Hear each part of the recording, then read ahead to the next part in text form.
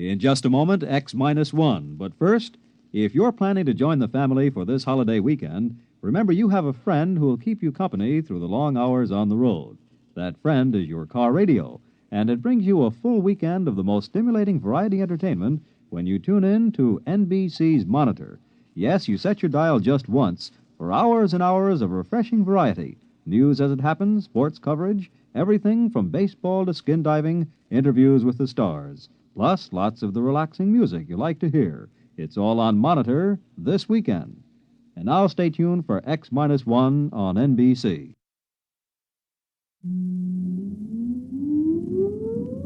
Countdown for blast off. X minus 5, 4, 3, 2, X minus 1, fire.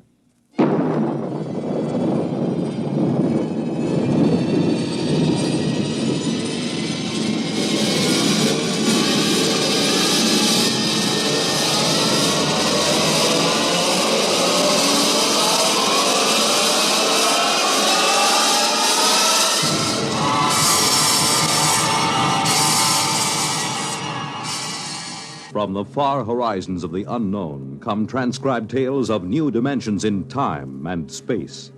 These are stories of the future, adventures in which you'll live in a million, could be years, on 1,000 maybe worlds.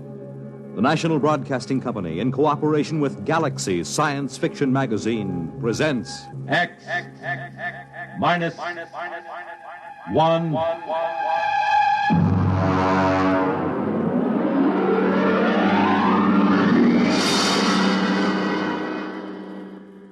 Tonight's story, A Pail of Air, by Fritz Leiber.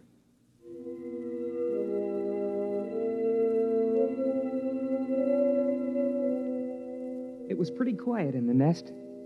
Pa was just sitting by the fire, staring into it like he does these days.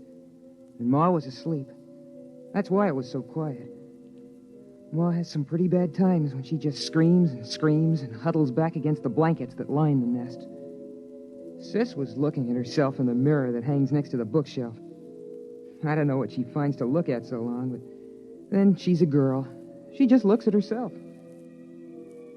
Saturdays, when Pa puts a couple of extra lumps of coal on the fire and we take a bath, she looks at herself in the mirror and sometimes she cries. I dropped the book I was reading, and I guess that woke Ma. Huh? What? What? Pick up the book, Bud. I'm sorry, Pa. It's come back. Hasn't it, Alfred? It's come back. It was just Bud. He dropped his book. Oh, but it's come back. Well, it's out there now, isn't it? I feel a lot warmer. Now, Ethel. It's up there in the sky. Just the way it always was. I know. I had a dream, Alfred. I know, dear. Sis, melt your mother a cup of water. I'm combing my hair. Sis. Oh, all right. I've got to get up. I know it's there. There'll be crocuses. And the spring bulbs. And daffodils. What are daffodils, Ma? Well, Buddy, they're a flower. And they're very pretty. Yellow on a tall green stalk. Oh, I want to go out. I want to take the children out. All right now, Ethel. Here's some water. Come on, children. We'll all go out and you can play in the sun. Sure, Ma. Here, drink the water, Ma. It's cold, Alfred. You rap on the pipes and make that super send up some more heat. What's a super, Pa? It doesn't matter, Bud. There aren't any anymore. Oh. Pa, the pail's running low. Bud, you better get into your things and go out and get an extra pail of air. There are a couple of pails behind the first blankets. Go on, get into your things. It isn't back, is it? No, it isn't. There's no sun in the sky. No sun, is there? No, Ma. What was it like? The sun. Sis, don't get your ma upset. The sun was yellow. And so bright you couldn't look at it. Burning hot. So hot. But when you stretched out in it, made you feel warm all over. Tingly warm. It's been so long since I've been that warm. I was warm last year on my birthday when Pa put all that extra coal on. And then every morning it would come out of the east, make the clouds all pink and yellow. And the mist would rise in the ground, and then slowly everything would glow warmer, warmer. And then it would be up there in the sky, shining, warm. Hurry up, Bud. I'm almost ready, Pa. I want the sun. I want the sun back. Alfred, get me the sun It's gone, Ethel. There's nothing I can do. for Christmas. On my birthday. Go ahead, Bud. Take the big pail and get it full this time. There's no sense in taking the trip for only half a bucket of air. I spilled it the last time. It's dark, Alfred. It's dark. Go ahead, Bud. Strap down the helmet, will you, sis? For goodness sake, stand up straight. Okay. All right, I'll be right back. Don't hold the blankets open too long. All right, Ethel. We're all safe. Bud will be right back with another pail of air. It's all right.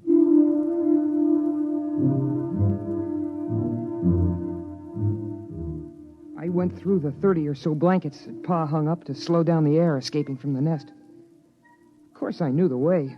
I've been going out for air since I was a kid. Still, I get a funny, crawly feeling every time I go out of the nest. You gotta go up to the 5th floor, which is just above the blanket of frozen air. You see, when the earth got cold, all the water in the air froze first and made a blanket about 10 feet thick or so. And then down on top of that dropped all the crystals of frozen air, making another blanket 60 or 70 feet thick. I came out of the window we use on the 5th floor and started to scoop up the air into my pail. I had it about full. Boy, my fingers are getting pretty cold when I saw something.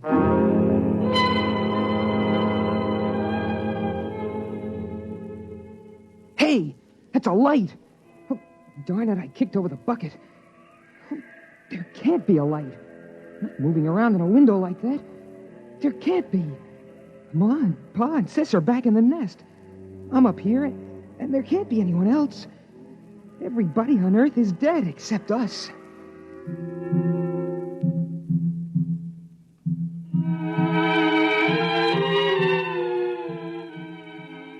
I had an idea how Ma must feel sometimes, the way she sees things.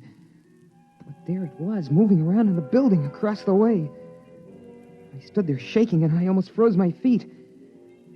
I did frost my helmet so solid on the inside I couldn't see anything. So I hurried up and scooped up another bucket of air and headed back for the nest as fast as I could.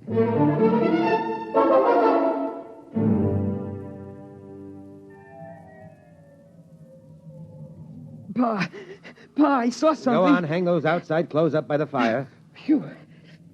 Pa, I saw something, I did. Your mother's quiet now. Don't upset her. Pa, it was a light. Wait till I get this air next to the fire.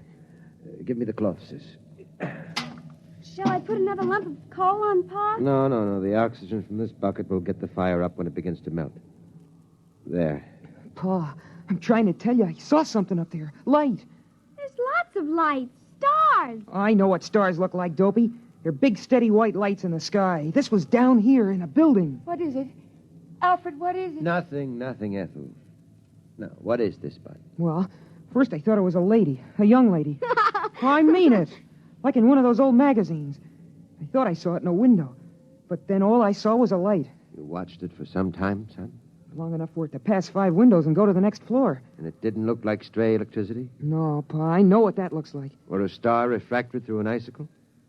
Sometimes if you catch it at the right angle, it... Pa, honest, I never saw anything like it before. All right. I'll go out with you and you show me. No, Alfred. You can't go and leave us alone, not both of you. It's all right. We'll be right back. Here's your helmet, Pa. There's something out there. I've always known there was something out there waiting to get us. Hand me my glove. Something that's part of the cold, hates all warmth, wants to destroy the nest. Been watching us all this time. Now it's coming after us, and it'll get you, and then it'll come for me. Oh, don't go. Alfred, please don't go. Everything will be all right. Now, sis, Yes, Pa? you come watch the fire. Keep an eye on that air, too. If it gets too low or doesn't seem to be boiling fast enough, get another bucket behind the blanket. Alfred, don't go. I'll take care of it, Pa. Could there really be anybody out there? I don't see how. We heard the last radio voices a year before Bud was born. There hasn't been anything since then. Then what could it be? I don't know. Probably just a reflection. An ice crystal cracking. Come on, Bud. Get your helmet on.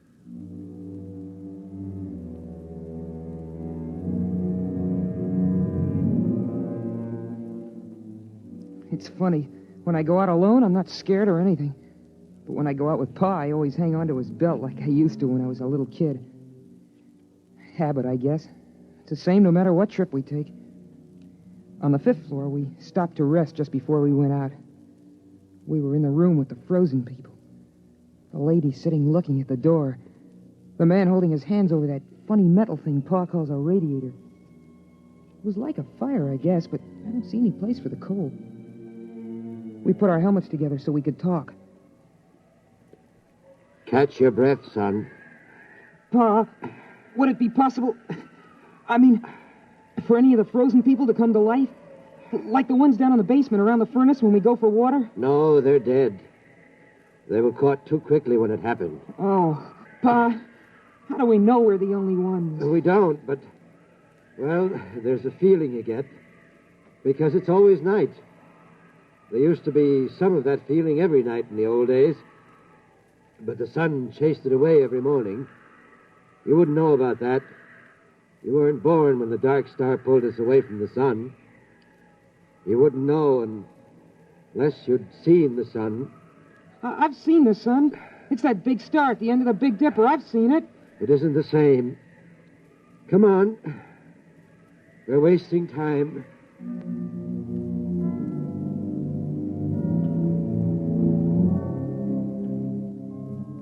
I don't know what the city looked like in the old days, but now it's beautiful. The starlight lets you see it pretty well. We're up on a hill, and the plain slopes down away from us. Some taller buildings push up out of the feathery plain, topped by rounded caps of air crystals. Some of them are on a slant because a lot of the buildings were badly twisted by the quakes and everything when a dark star pulled the Earth away from the sun. That's why Pa can't seal up the nest airtight. The building's twisted too bad. Besides, we have to keep the chimney open. We touched our helmets together so we could talk. Is that where you saw it, son? It isn't there anymore. Uh-huh. But it feels different. I mean, as if there's something out here, waiting. Bud, if you see something like that again, don't tell the others. Huh? Why not? Well, your ma's sort of nervous these days, and we owe her all the feeling of safety we can give her. Once, it was when your sister was born, I was ready to give up and die, but your mother kept me trying. Another time, she kept the fire going a whole week all by herself when I was sick. She couldn't do that now. Not the way she is. But you know that game we sometimes play, tossing a ball around? Well, courage is like a ball. A person can hold it only so long, and then he's got to toss it to someone else. When it's tossed your way, you've got to catch it and hold it tight, and hope there'll be someone else to toss it to when you get tired of being brave. Yeah, I guess so. Come on. We'll fill up the pails and get back. But what about whatever it is out here? We'll just have to wait and see. Come on. Before the helmets frost over.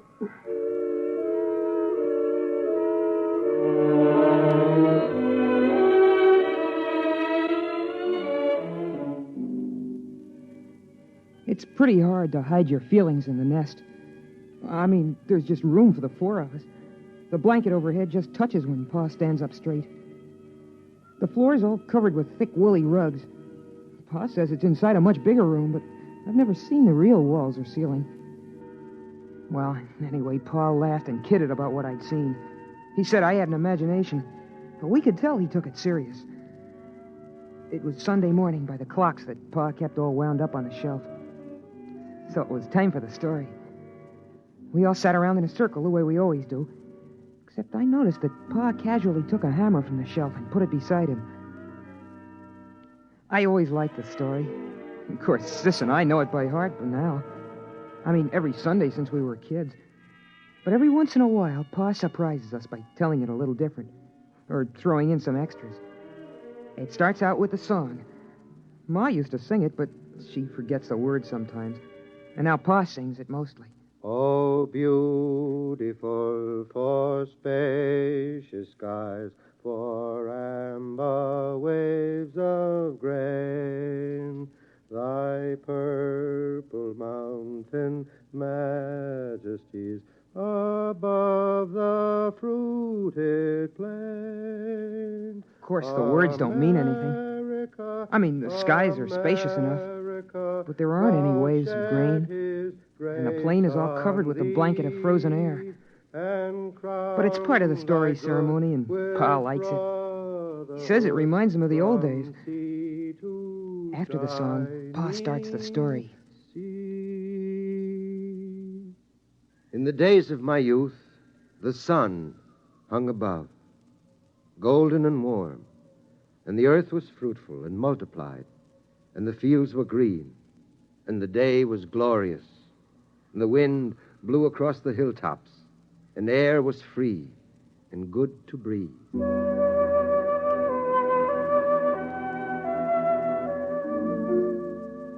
That's the part of the story I like best, about how it was with the sun nice and warm. It's hard to believe, all those people living without having to worry about cold and air, never waking up sweating and screaming because you dreamed the fire went out. It's impossible to believe, but Pa was a good storyteller, and he made it seem real. And then the dark star came rushing out of space. In the beginning, they tried to keep the news from the people, but when the floods and the earthquakes started, the truth came out. At first, they thought the dark star would hit the sun, and then they were afraid it would strike the earth itself. But it didn't. It only came close.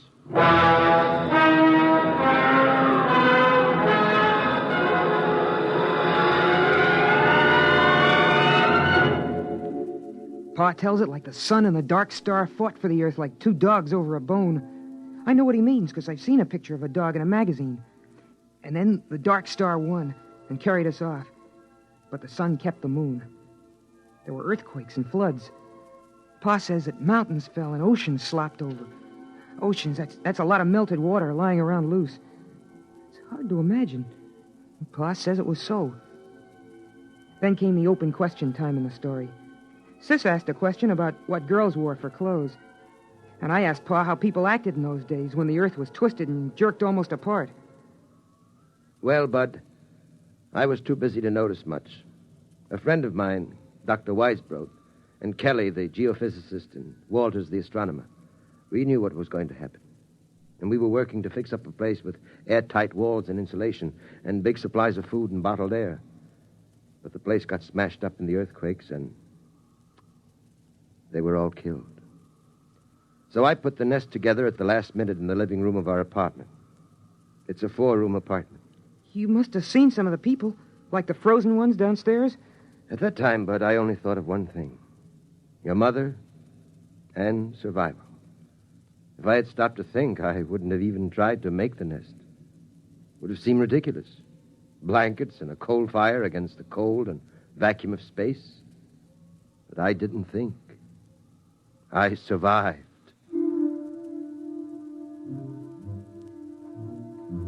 I wasn't listening carefully as Pa went on about the building of the nest. I kept thinking about something else. About that light I'd seen outside. I kept asking myself, what if the frozen people were coming to life? What if they were like the liquid helium that crawls toward heat when it should be frozen solid? What if something were coming from the dark star to get us? Something making the frozen people move, not by themselves. That would fit with what I'd seen. A young lady's face and the moving light. I sat there and shivered, thinking of the frozen people with minds from the dark star creeping, crawling, snuffing their way, following the heat to the nest. And then, over from beyond the blankets, I thought I heard a tiny noise. So I asked myself then, what's the use of going on? Why prolong a doomed existence of hard work and cold and loneliness? The human race is done. The earth is done. Why not give up, I asked myself. And then I did hear the noise. Louder this time. A kind of shuffling tread coming closer. And then I got the answer. The Earth's always been a lonely place millions of miles from the next planet. And no matter how long the human race might have lived, the end would have come some night. Those things don't matter. What matters is that life is good. There's a lovely texture, like some rich cloth or fur, or the petals of flowers, crocuses, daffodils, or the fire's glow. And that's as true for the last man as the first. Still, those steps kept shuffling closer. Pa was talking, and Ma was dreaming with her eyes closed, and Sis was looking at herself sideways in the mirror. And I was the only one who heard the noise. A noise outside. So right then and there, I told myself that I was going on as if we had all eternity ahead of us. I'd have children, and I'd teach them all I could. I'd get them to read books, try to enlarge and seal the nest. I'd try to keep everything beautiful and alive. I'd keep alive my feeling of wonder, even at the cold and the dark and the distant stars. Pa, I hear... I know. What is it, Alfred? What is it? What's going on? Oh, you've got to tell me. Pa, I'm scared. Quiet. Bud, you heard it? Uh-huh. Kind of shuffling, coming toward the nest. Sis, take care of your mother. It's all right, Ma. Lie down. Come on. I'll take the hammer. You take the hatchet. What is it, Pa? What is it? I don't know. Listen. It's closer. Mush. Pa, the blanket is moving. Ready with your axe. Hello? Who's there? Is there somebody in there? Come in. It's all right. They're alive. Alive. Who are you? Alfred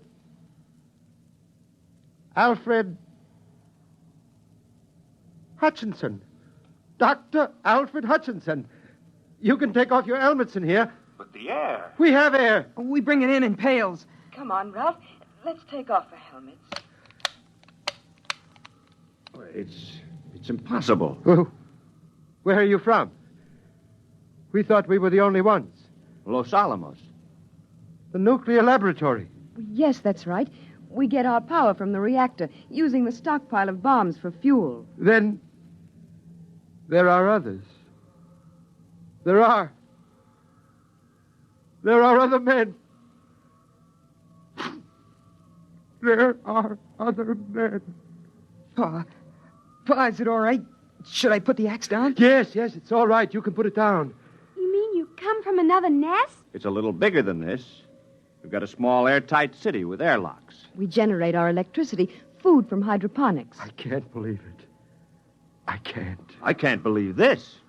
It's impossible. You can't maintain an air supply without hermetic sealing. It's impossible. Oh, no, it's simple. As long as you keep the fire going to melt the air, and enough air boiling to keep the fire burning. How did you come here?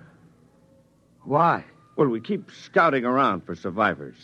There are a number of colonies, Brookhaven, Oak Ridge, and Harwell in England, and the Argonne Laboratory in France. We didn't expect to find anything in this city, though. But our detectors picked up a heat trace, so we tracked it down. Alfred, you're forgetting your manners. We have company. Of course. Sis, throw a handful of coal on the fire. Pa, a whole handful? Doesn't matter now. And Bud, bring out another pail of air. Boy, it's incredible. And you have laboratories and transport? We only have a two-seater Scout, but if we rip out the bulkhead to the storage compartment, we can make it all right. We can have you back at Los Alamos in 4 hours. What's the matter? I guess we really hadn't thought about it that way. But, I wouldn't know how to act there. And besides, I haven't any clothes. Just doesn't seem right to let this fire go out. It's been 18 years. Burning every minute. But you can't stay here. Ralph. But after all... Ralph. Oh. Look, Dr. Hutchinson, we'll go out to the ship and bring back a small power heater. I know this is very sudden and upsetting to you. You need a chance to adjust. We'll be back in a few minutes. It's incredible. In buckets, air in buckets. Well, They didn't think the nest smelled so good. I could tell. She had a wave in her hair. Did you see that? And lipstick. I suppose we have to decide what to do. Pa, at Los Alamos and those other places, there'll be lots of people, won't there? Yes, I mean, not just your father or a brother. that's right. Boys? I suppose so. But somehow I feel a little empty. Alfred, it's different now that we know others are alive. You don't have to feel the responsibility for keeping the human race going. Pa, I'd like to see those rockets and laboratories. Wouldn't you, Pa? I suppose so. It won't be easy leaving the nest. I mean, it's just right, and there's only 4 of us. It's kind of a scary idea. Big place with a lot of strangers. You'll get over that feeling, son. The trouble with the world was that it kept getting smaller and smaller till it ended with just the nest. Now it'll be good to have a real, huge world again. The way it was in the beginning.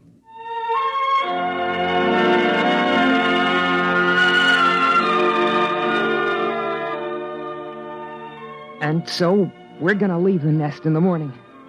By Pa's clocks. We've got the power heater going now.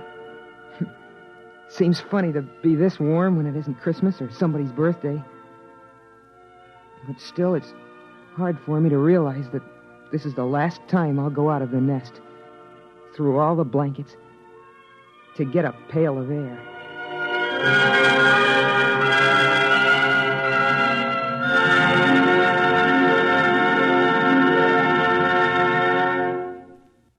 You have just heard X-1, presented by the National Broadcasting Company in cooperation with Galaxy Science Fiction Magazine. Your announcer, Fred Collins. X-1 was an NBC Radio Network production.